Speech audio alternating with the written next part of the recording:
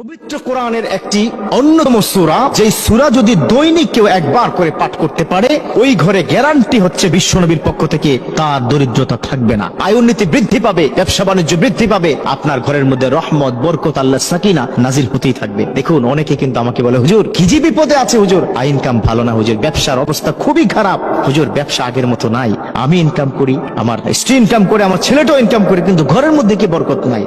কেন নাই জানেন? কারণ আপনার তাওয়াক্কুলটা কমে গেছে। বর্তমান সোসাইটিতে আমরা সবচাইতে কম যেটা করি সেটা হচ্ছে আল্লাহর প্রতি তাওয়াক্কুল কম করি।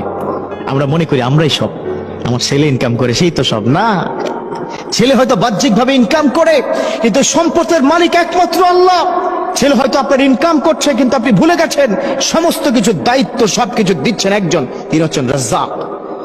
আল্লাহ রাব্বুল আলামিন তিনি তো বলে দিয়েছেন, ইন্নাল্লাহা ইয়ারযুকু মান ইয়াশাউ বিগাইরি হিসাব। ও দুনিয়ার গোলাম, শুনে রাখো, আল্লাহ পাক যাকে খুশি যত কিছু রিজিক দান করেন, কাউকে জিজ্ঞাসা করে না। ইন্নাল্লাহা ইউতি মান ইয়াশাউ বিগাইরি হিসাব। অন্য আয়াতের মধ্যে আল্লাহ পাক বলেছেন, আল্লাহ যাকে খুশি যত খুশি তত দিবেন। দেখুন, কোরআনের মধ্যে নাই এমন কোনো কিছু নাই।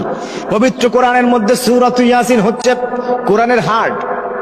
যে ব্যক্তি সূরাতুল ইয়াসিন একবার পড়বে, বিশ্বনবী বলে দিয়েছে, তাকে আল্লাহর পক্ষ থেকে 10 খতম কোরআনের সওয়াব দান করা হবে।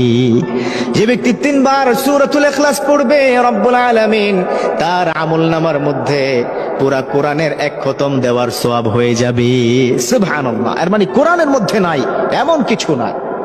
পবিত্র কোরআন সম্পর্কে রব্বুল আলামিন নিজেই তো বলে দিয়েছেন, ওয়া নুনাজ্জিলু মিনাল কোরআনি মা হুয়া শিফাউন ওয়া রাহমাতুল লিল মুমিনিন। ও দুনিয়ার গোলাম, শোনো শোনো, তোমাদের জন্য কোরআনটা হলো রহমত, তোমাদের জন্য কোরআন হলো শিফা। যেই কোরআনটা আমি নাজিল করে দিয়েছি, এই কোরআনটা হলো যেমন রহমত তেমন শিফা। এই কোরআনের মধ্যে সব আছে ইনশাআল্লাহ তাআলা। তো কোরআনের 114টি সূরার মধ্যে এমন একটা সূরা, প্রত্যেক রাতে আপনার পরিবারের যে কোনো একজন, আপনি যে পরিবারের গৃহকর্তা, সোর্স মেকার, ইনকাম মেকার যিনি, আপনি যদি পড়েন সবচেয়ে ভালো, সেটা হচ্ছে সূরাতুল ওয়াকিয়া। পড়বে না আমরা? পারি তো ইনশাআল্লাহ তাআলা। রাব্বুল আলামিন বলেন, ইযা ওয়াকাআতিল ওয়াকিআতি লাইসা লিওয়াকিআতিহা কাযিবা। এই সূরাতুল ওয়াকিয়া যদি প্রতি রাতে কেউ একবার করে পড়ে, ওই সদস্য, যেই সদস্য পরিবারের অন্তর্ভুক্ত, ওই ঘরের মধ্যে কোনো অভাব থাকবে না। পরিবারের মধ্যে যে কোনো একজন যদি পড়েন, তাহলে ওই ঘরের মধ্যে অভাব, অনটন, দরিদ্রতা ছুতে পারবে না। ব্যবসা বাণিজ্য আল্লাহ পাক উন্নতিকে দিবে। পারবো তো ইনশাআল্লাহ সবাই?